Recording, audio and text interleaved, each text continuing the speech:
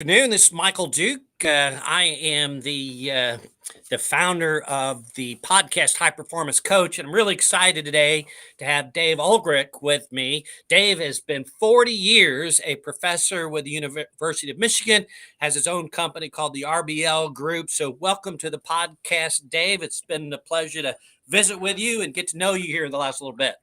Likewise, Michael. I am just honored to join you, and thanks for reminding the audience how old I am. Well, so let's dive in here. You know, the goal is to give people the benefit of our wisdom and experience in this area of talent, teams, and culture.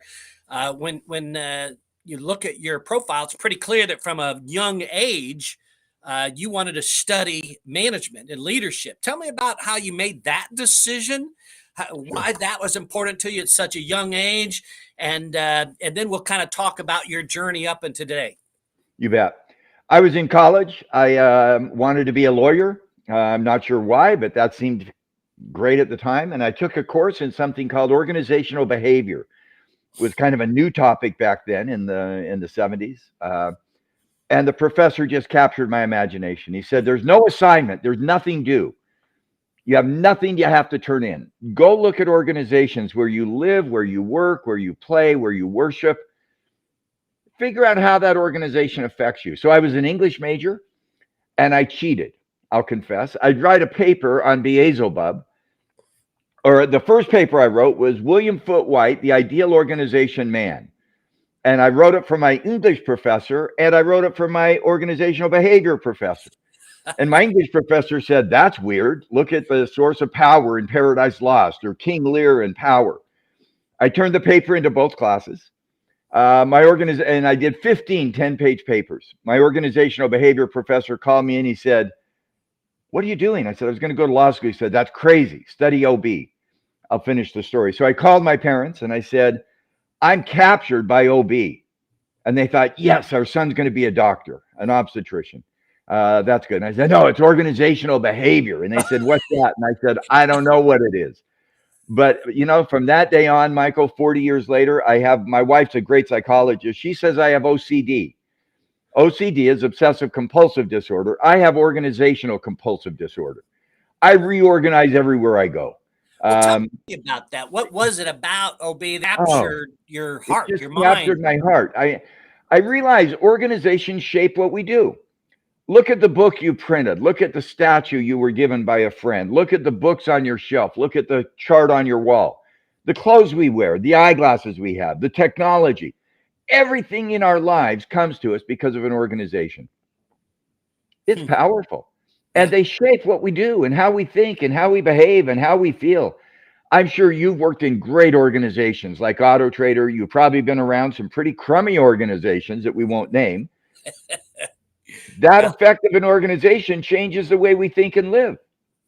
I'm just fascinated with that. So over the last 40 years, my OCD, my organization compulsive disorder, leads me to do research. I'm trained as a PhD taxonomist. Nobody has a clue what that is. In fact, my mentor tragically just passed away. He trained me in taxonomy, or the science of statistics, and how to find order out of dispersity.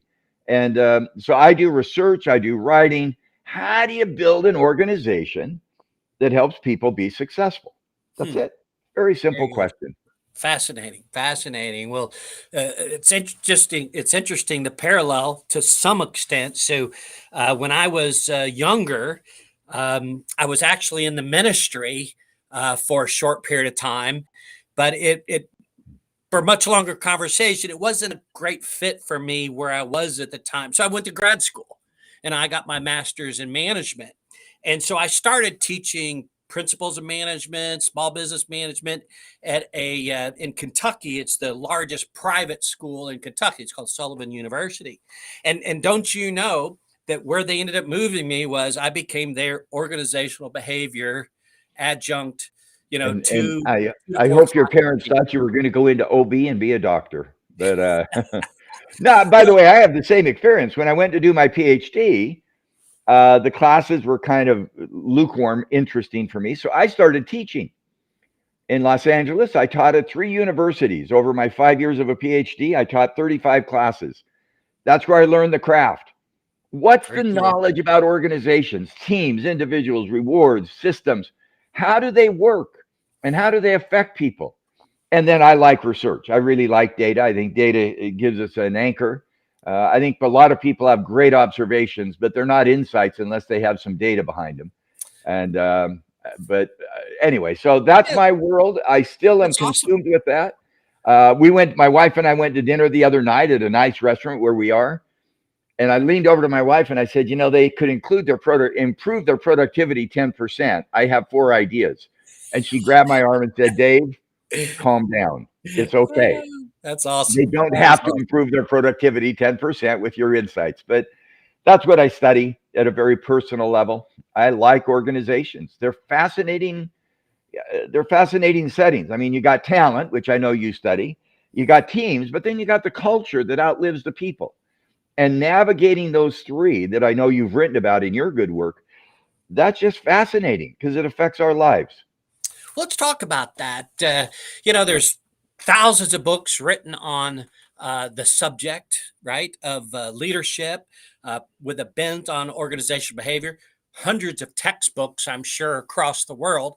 What I'd like to hear from you is most people, when they approach a subject, have kind of a unique aspect. They believe there's something different or an emphasis. So, how would you describe your approach to You bet. organizational behavior? I'm intrigued by because mine is much more from a relational standpoint. The people. We have an executive recruiting aspect to our company, so we help them on the people side. I have no framework on the research and the data side, but I'd love to hear from you. You bet. Uh, Two things, real simple. One, HR, broadly defined, human resources, is not about people. Everybody says our people are our most important asset. I think that's a false positive. Our people are our customers' most important asset. If I'm a small business owner and I want to go hire someone, the question I should be asking is not, do I like the person? Will this person have knowledge and skills that will cause my customers to buy more product? hmm, That's uh, what we call HR outside in. It's value added. Um, People get all excited in the talent area about the workplace. Let's make it a great workplace. My line in, and this is on my first assumption, then I'll give the second one. If you don't succeed in the marketplace, there is no workplace. So I start outside in. What's the marketplace? You have a life at Auto Trader. Auto Trader wasn't just a good company. It was a good company that created a marketplace that helped customers have a better experience with buying cars. And when I meet with a business leader and they say, what am I going to do with leadership? What am I going to do with talent? My first question is, tell me about your customer. What's the marketplace you're trying to serve? That's my first assumption. HR is not about HR, it's about success in the marketplace. hmm. Second assumption, what do what do you as a business leader need to know and do in this organization people mucky area? Everybody loves people stuff. I love topology. I'm trained as a scientist in taxonomy. I think there's three things, and I'm going to make a fool of myself, Michael, for you, and I may have you join me. People say, Dave, you love to simplify complexity. What is it a business leader does around people, organization, talent? My fingers represent the talent. That's it. You got to have great people. I mean, if you have stupid people, you're not going to succeed. You live in Kentucky. I mean, Kentucky and Louisville do the best job in the world at paying for their basketball players. They get great. That was a joke. I shouldn't have said it. They get great athletes. You've got to have the right people. And then my fist represents what you talk about, your teamwork or your culture. So you got talent, organization, teamwork or culture. And the third is the combination, which is leadership. Hmm. So I call that human capability. My job as a business leader is to get financial resources, strategic technology, but I've got to have great human capability, talent, organization, and leadership. And my forearms represent the HR services to sustain it. So here's how I'm going to make a fool of myself. And it's memorable, I hope. What is it you as a business leader need in this organization people area? You need talent, organization, that's teamwork and culture in your words, leadership, and HR. And then I do the HR wave. That's what I make stupid of myself. By the way, and I do that to be stupid. But do we have people that our customers will value? Do we have the culture that our customers will value? Do we have leaders who have the right brand for our customers? And do we have the HR systems to sustain it? Hmm. That's it. Those are the things I focus on. Yeah. Creating value in the marketplace, number one, through talent, organization, and leadership. Number two. Sorry to be pedantic, but that's my agenda. So you've got a 40-year career By the way, can teaching. you do this for me? Can you do this for me? I just want, there we go. There we go. We did a stupid thing. We Okay. did it I together. now Yeah, feel that is all. justifiably stupid. So talk to me about evolution. Oh, so you've had a perspective, right, from your seat on leadership and organization spanning 4 decades. Tell me what you see that is Yeah. new and different to achieve the same or similar level of success today compared to 10, 20, 30 years ago. Do you want to talk about talent, organization, or leadership? Which of the three? Wow. Today, probably the people, my clients, my colleagues, talent would be. Let's start there. You know, the war for talent. You got to have good people. If you don't have good people, you lose. And there's three parts of getting talent. One, you got to get the right competence. Do our people have the knowledge, skills, and ability for the future? And I think we've done a lot of work on that. How do you identify the skills to bring the right people in? How do you train them? How do you incent them? How do you keep them? The second piece is they got to be committed. You can hire really smart people who are competent, but they don't work very hard. Hmm. Where I live, we call that full professor tenure. Others call it, and again, I don't mean to make a joke out of that. That's rude. But you got to have competence and you got to have commitment. Where I think we're moving is the third. Competence, I got to have great people, the skills for the job. That's the brains. I got to have commitment. That's the hands and the feet. They show up. Where we're moving now is the heart and soul, what I call contribution. You Hmm. got to have competence. You got to have the skills. If you don't have the right skills, you're not going to win. You got to have commitment. You got to show up every day. You got to work hard. There's an ethos to that. But then you got to capture the heart. It's called a lot of stuff. It's called the employee experience. It's called mental well being. It's called well being. But how does an organization capture the heart of its people? Hmm. And we've dug into that. I'll go one level deeper on that. So that's the evolution. You got to have competence. Absolutely. You got to have commitment. They got to show up, the hands and the feet. You got to capture the heart and soul. A lot of work on that. I think there's, and again, I love simplicity. Believe, become, and belong. How do I capture your heart? Believe. Am I doing job that has meaning and purpose for me and others? Become. Am I learning? Am I growing? Am I getting better? And belong. Am I part of a community? So for me, the evolution is competence, commitment, contribution. And in contribution, it's that experience from believe, become, and belong. Boy, Hmm. that was too long of an answer. I'm sorry No, about but that. I appreciate that. You made me think. Everybody's reading Simon Sinek, and he's a pretty smart fella. But there's a quote about how do you expect your customers to love your company unless your employees love it first? I love Absolutely. that. Right? You know, the How do we? research behind that is powerful. The Yeah. employee engagement score correlates zero point 0.6 to zero point 0.8 with customer engagement. And it's a lead indicator. If I want, and remember, my focus is how do I get that customer to buy more products and services? Well, guess what? If they have a good experience with the employee, they're going to buy more. Hmm. And the research shows that 0.6 to zero point 0.8 as a lead indicator. And I think Simon Sinek's a very, very bright guy. He does wonderful stuff. It's funny. We did a book called The Why of Work. At the same time, he did a book on Ask Why. His book sold more than ours. But Couple more copies. Yeah. he's just very clever and very, very astute. But I think that why is the purpose. That's believe. But you've also got to become better. Am I learning? Am I growing in your 20 years of consulting? I'm betting you're learning, you're growing, you're developing fresh ideas. And then do you belong? Do the people I hang out with share some values? Is there a community? Mm. That one's getting a lot of attention right now in the hybrid world where we're working. You're in your office, I'm in my office, or where I am. How do we continue to create that sense of community, that sense of belonging? So believe, become, and belong. Those are the three Yeah. So taglines we've been using. so let me kind of share my Yeah, please. approach or perspective. It doesn't conflict, but I'd love to get some feedback on it. So number one, so much of the work I've done, I told you about my book, Coach the Goal, and the idea is that you have to have effective leaders, especially at the first level, right? The Agree. foreman, supervisor, because they're the ones that really are having the most direct daily interaction with employees. So the more effective your first line of leaders are, the better engagement, the perspective Absolutely. engagement. So my passion has been to teach leaders at all levels, but especially first line leaders, a coach approach to leadership.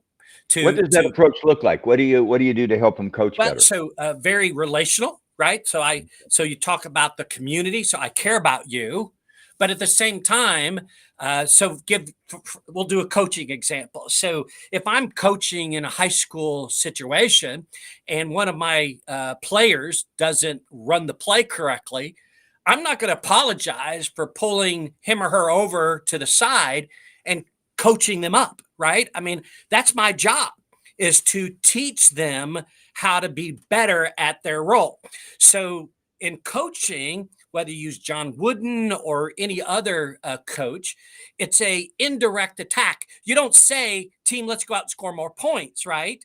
You say, we've got to get better as individuals so that the points will result. In the business world, whether it's market share, whether it's financial performance, whether it's bottom line, unit sales, we could talk about those goals all day long and they'll never improve. The way we achieve those goals is making our people better.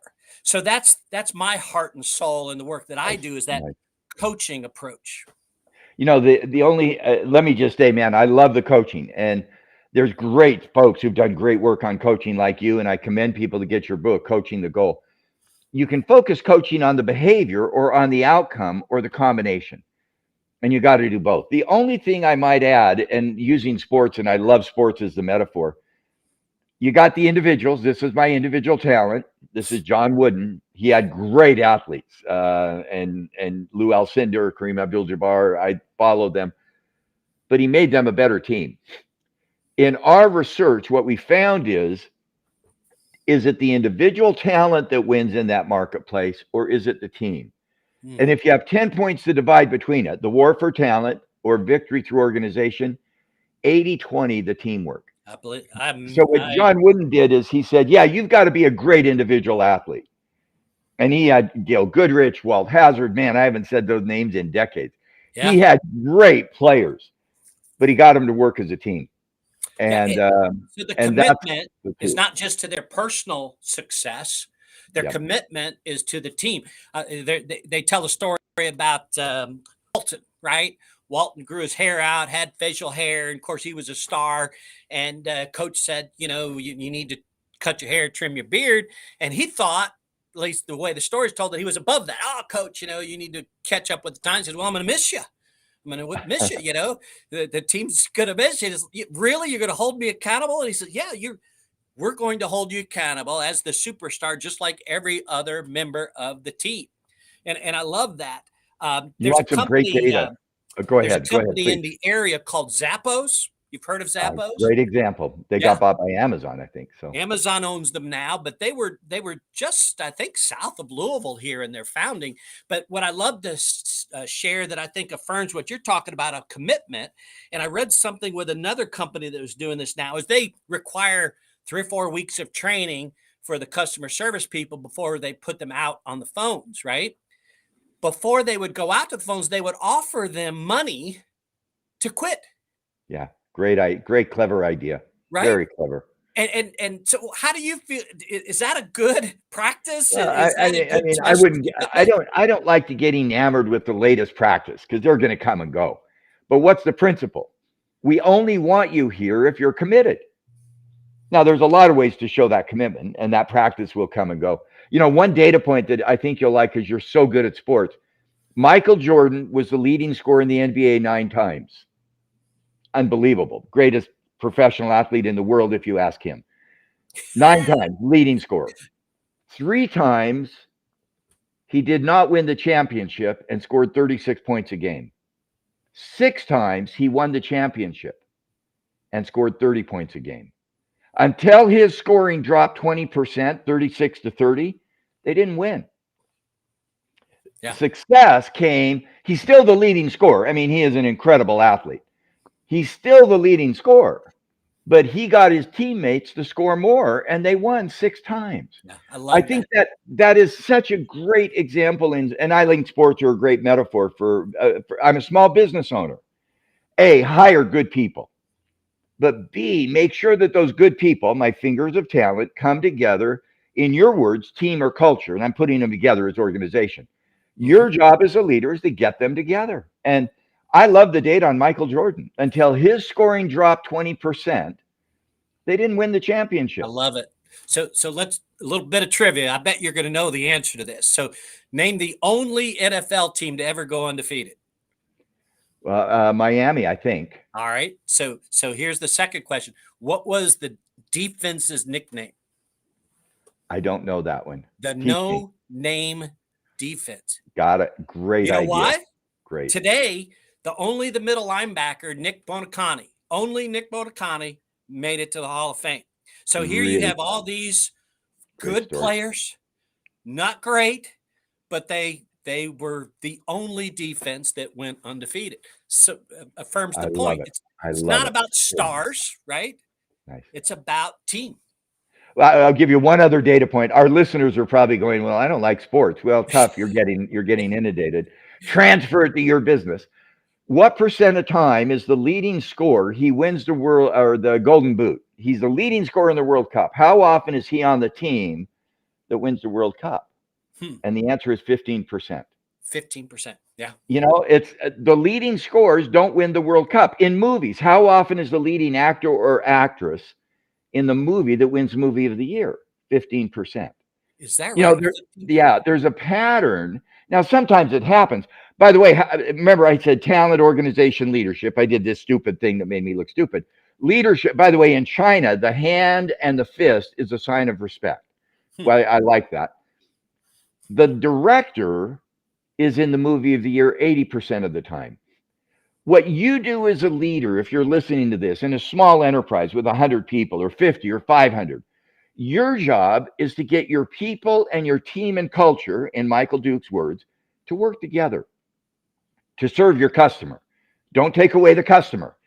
If we work together and we're all happy every day coming to work and nobody buys our product, we're not going to be very happy very long. By the way, I've worked in those companies because I'm old. I've been in Toys R Us, Circuit City, Digital Equipment. And they had People Express. Nobody knows who they even were, but they were the case study of the 80s and 90s in airlines.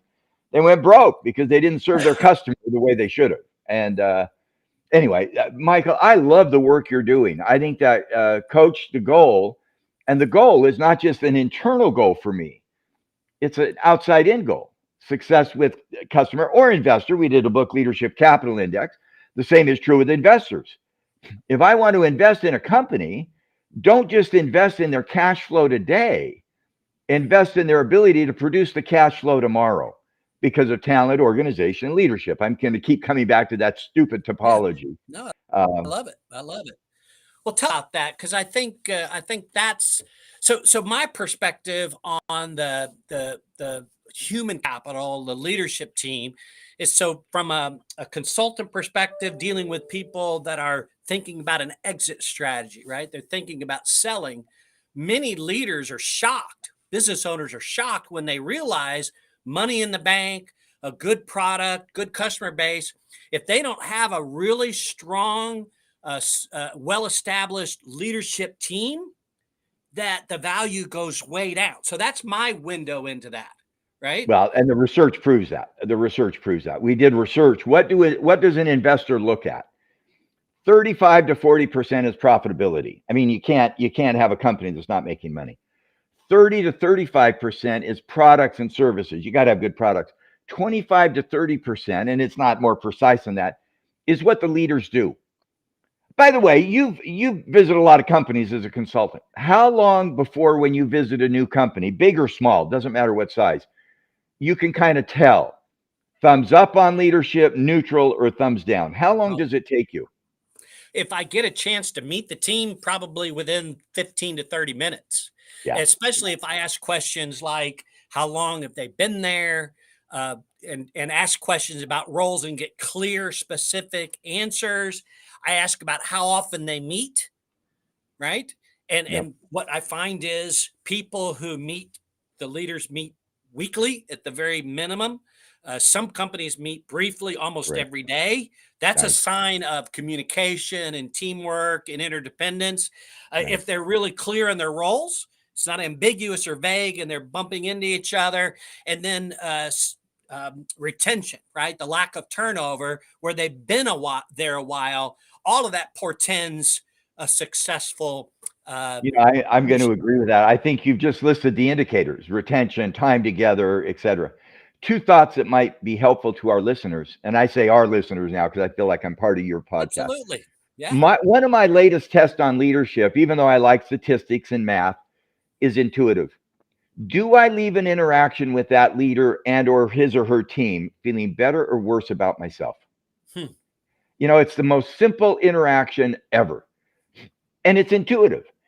By the way, I find that when I feel better or worse, almost everybody else has the same response. I'll give an example of that, then I have a second point. I was coaching a leader, and you coach lots of leaders, and I know you coach leaders. Before you act, let me talk to you. Big company, one of the top companies in the world. I won't name them, obviously. An employee made an egregious mistake that cost the company a lot of money, literally millions of dollars. This leader was prepared to have a conversation. You made a mistake. It's going to cost us millions of dollars. You have to change and get better, or you're in trouble. And I said, time out.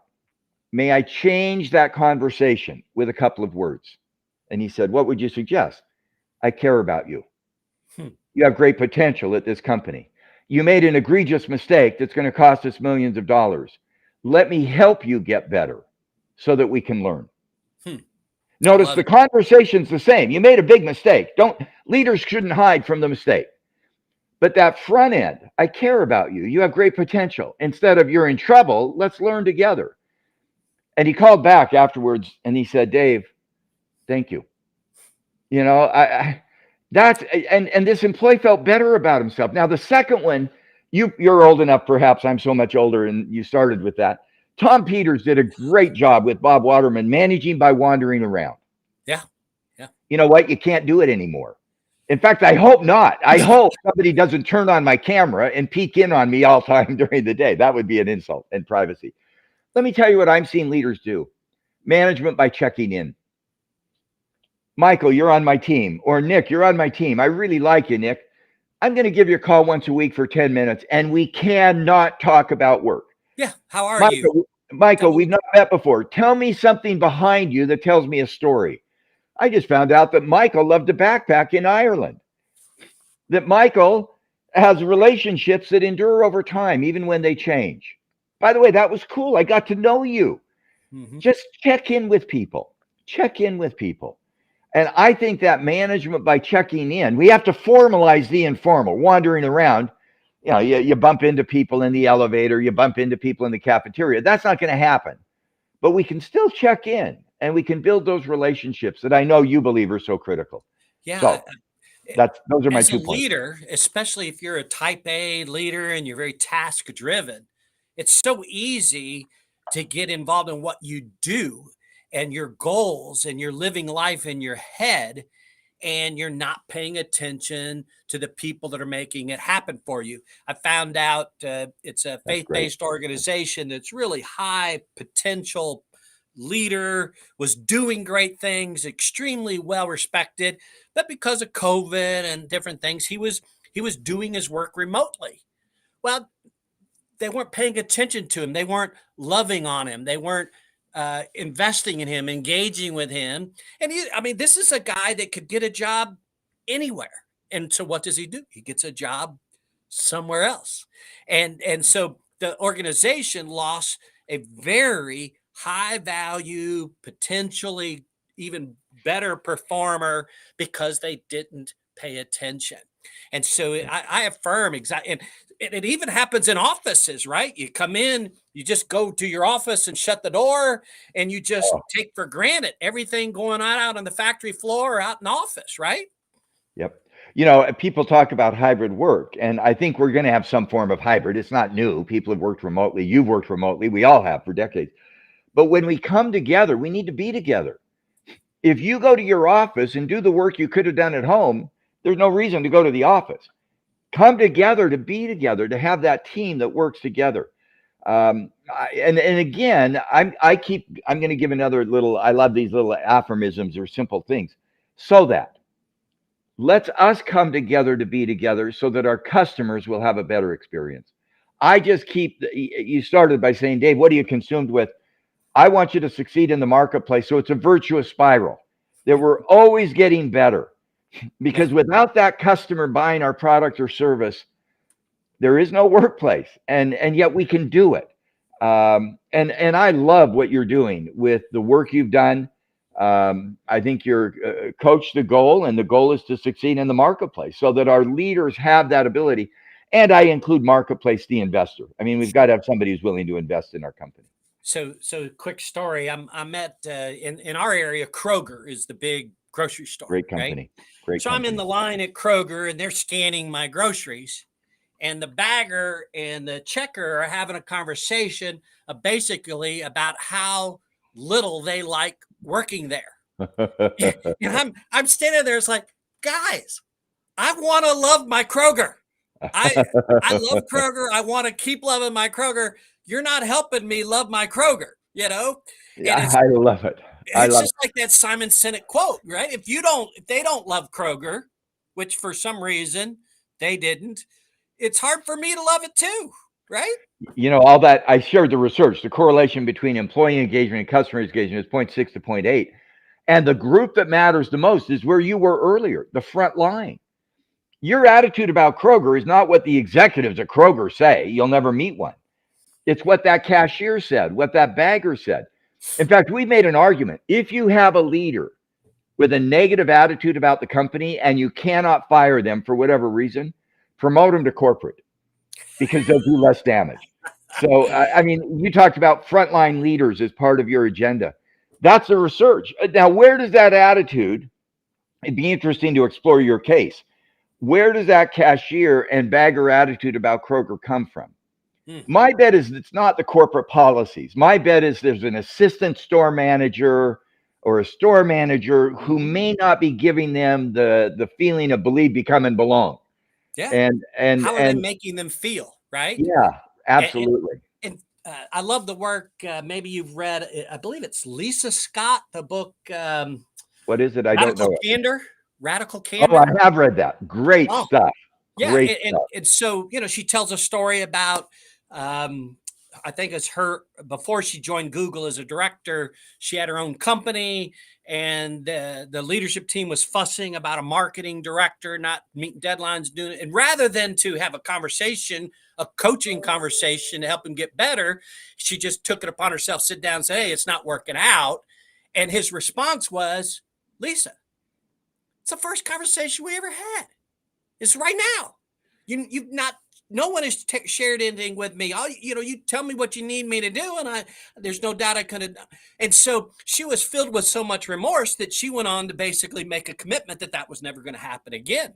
So Nice. Nice. Yeah. the essence of radical candor is to be radically candid, right? To be kind Nice. and clear, and be Great very example. clear and transparent about your expectations, whether you're happy, you're sad, and do it in a kind way. When I'm with Well, and my group, yeah. my leaders in a workshop session, I'll ask them, "What's a challenge you're having with one of your employees right now?"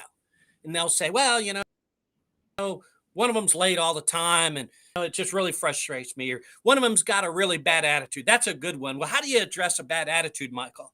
And I'll say, well, how about trying something like this? What's their name? Their name's John. John, uh, I want you to talk to me. We need to talk to you about your bad attitude. What do you think about that? How do you like that approach? And it's like, what do you be that direct? Well, What else are you going to say to address a bad then you could go on and discuss specifics and why it's bad and how you perceive it and the negative impact on other people. But what I find in the work I do, and I do assessment work, is that, so we'll say healthcare, and it's consistent, Dave, it's consistent with leaders in school systems, like the highest leaders within a large public school system that may report directly to the superintendent, or the executive team or managers of a large successful hospital. 75-80% are conflict avoidant. Agreed. They don't. Can I comment on that? Because I so agree. One of my insights, and my wife has taught me this, the loudest feedback you'll ever give an employee is none. Think about that with kids. You've got kids. You've got a blended family. You've got kids. Your 17-year-old kid comes in late at night, perhaps having done something that you may not believe in as much. You don't know what to say. So you didn't say anything. What did the kid hear? Yeah. Dad doesn't care. It's okay. Leader, the loudest feedback you'll give an employee is none. Yeah. You get the behavior you allow, right? I love that line. That's a great line. Because when you don't respond, they've heard it's okay, or you don't care, or you're such a weak leader, I can get away with anything. Yeah. Now, the only tweak I'd add is I think in positive accountability, you remember the story I told about this senior leader. I care about you. John, I care about you. I think you could make a big difference at the company. And you made a mistake. You're not coming to work on time. Don't blame them. You're an incompetent soul. No, that's stupid. That's interpretation. You've been late to work 5 times.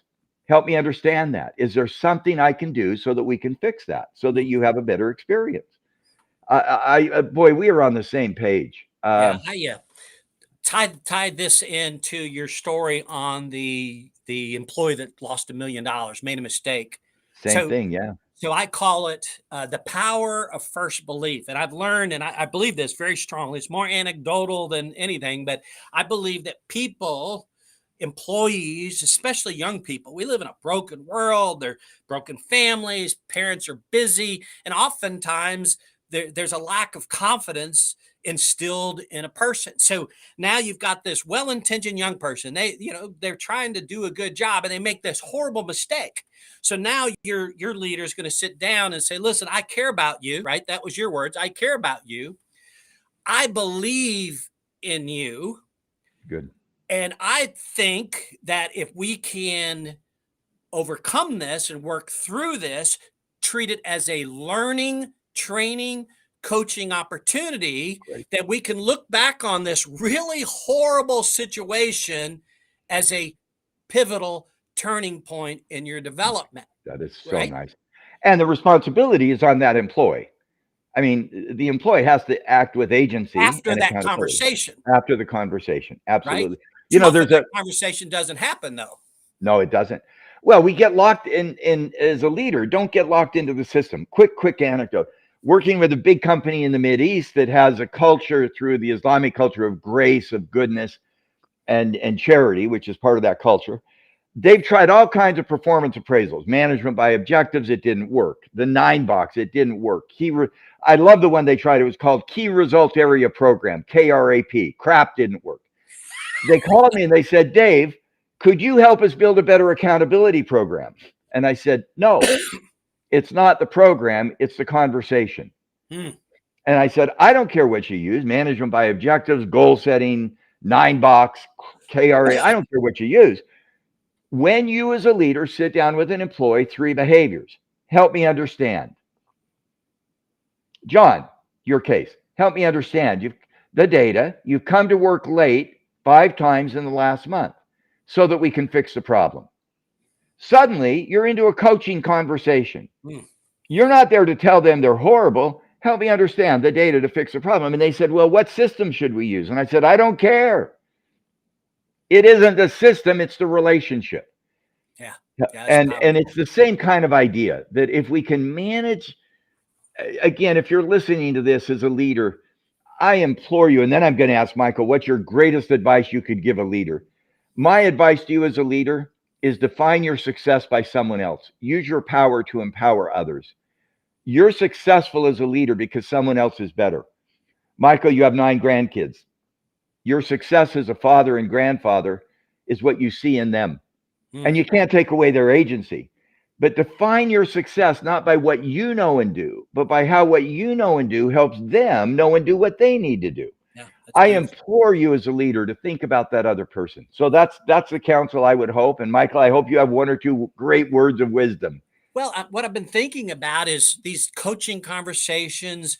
There, someone might say, I need to discipline them, such a negative word, but nonetheless I need to address the performance issue, and I say absolutely 100% it needs to be addressed. We need to be comfortable holding people accountable, and if you're not, you shouldn't be a leader. But they'll say, well, Michael, when do because a lot of the bigger companies have very structured discipline processes, verbal warning, written warning, other, and of course, people rarely get terminated because the leader doesn't want to work that process. But they will say, when should we terminate? At what point?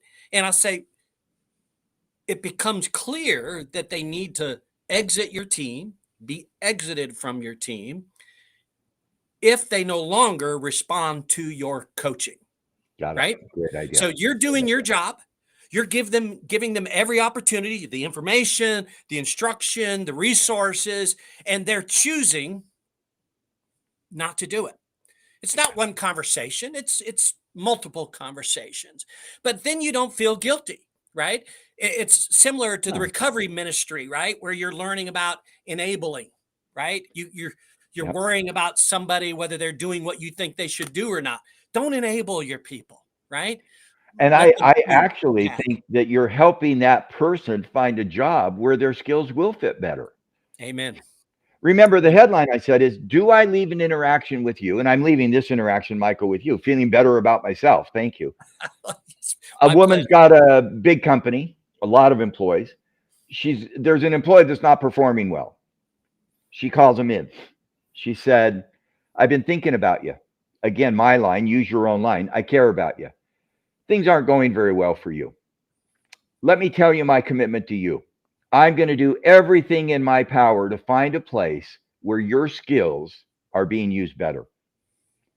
And there's a good chance it won't be at this company.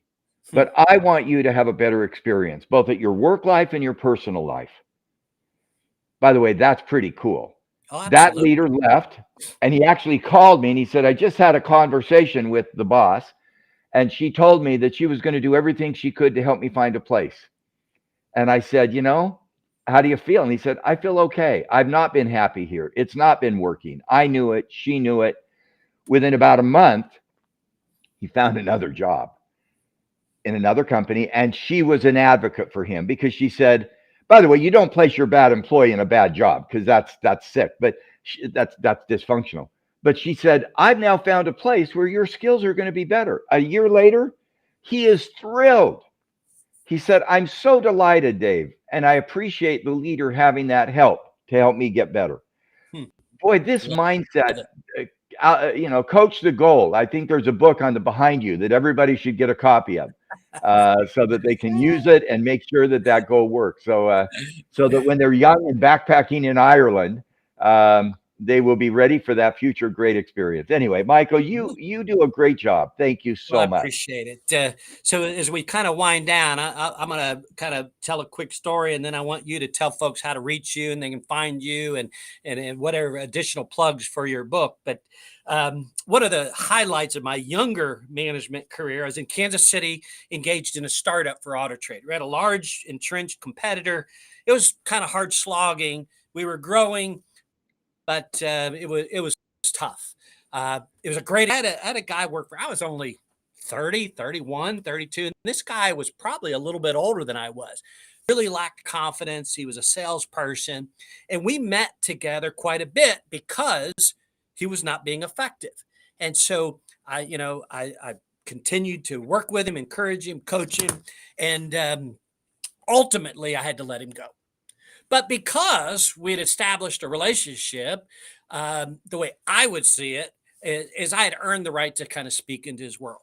And so I said, it's not working. You're not being effective. You're a good guy. You have skills.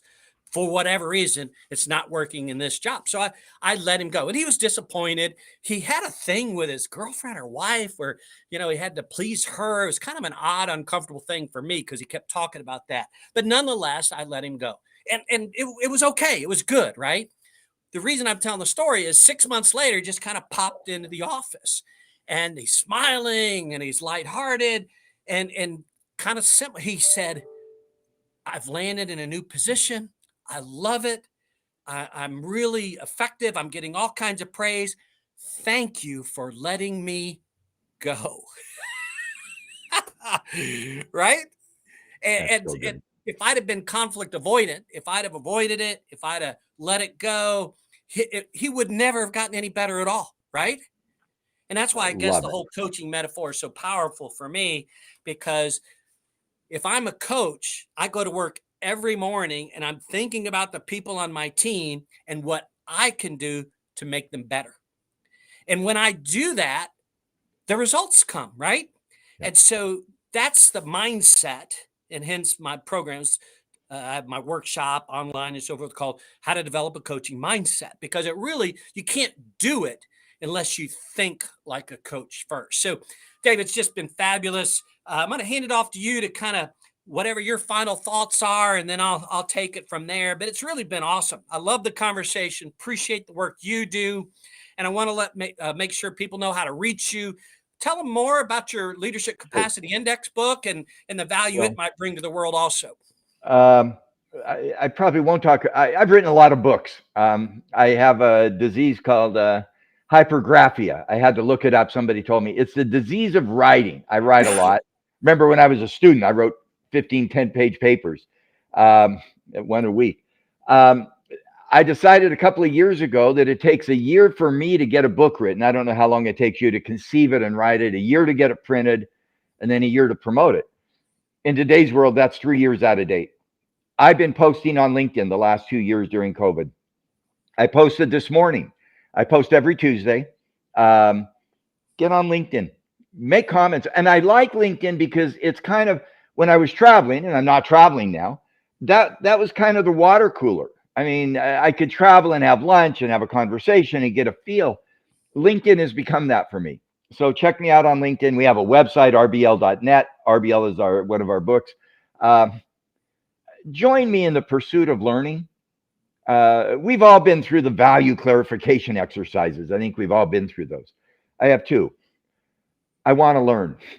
I'm curious. I want to learn. I want to see what's next. I don't want to have conflict. I want to learn that will add value to others.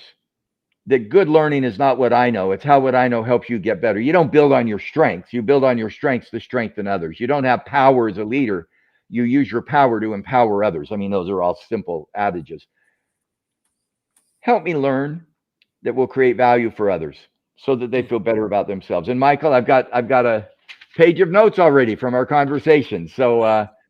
You know, thank you for helping me learn. I love the conversation. I think it's and what I've seen in the generation today, the 20 something and 30 something, that sense of teach me, provide opportunities to learn has never been more important. They will leave a really great company just to go to a new place where they can continue to learn something new and different, right? So we need to be that as leaders. We need to be modeling learning, modeling growth. We need to be the kind of people that our followers, our employees want to be. And that's Absolutely. learning and growing, right? You know, a great leader once said, I'm a great leader because I'm a billionaire. Oh, And I challenged him. I said, a great leader creates 1,000 millionaires. I mean, that's the mindset. It isn't your success, it's how does your success create success in others. And boy, if you have a small company, that's the mindset, especially as you try to serve customers. Anyway, Michael, we could yeah, talk for hours. we could. I, We I could. hope this is the beginning of a discussion, and someday we'll go to Ireland and maybe back. Well, actually, that's not true. We won't backpack, but we'll drive a car on we, the other we side of the will. road and Um, see the Dave, it's future. been a Thank you. pleasure. Hey, if you're listening to this, check Dave out on LinkedIn. He's obviously a substantial guy with a lot of wisdom to share. Get on Google, find out more about his books. If you're into research and you're an investor companies, you want to understand how to quantify value of leaders within a company, I think his book could be a great resource. Dave, it's been a pleasure. We could go on for another hour or two. Thank you for your time, everyone. Until next time.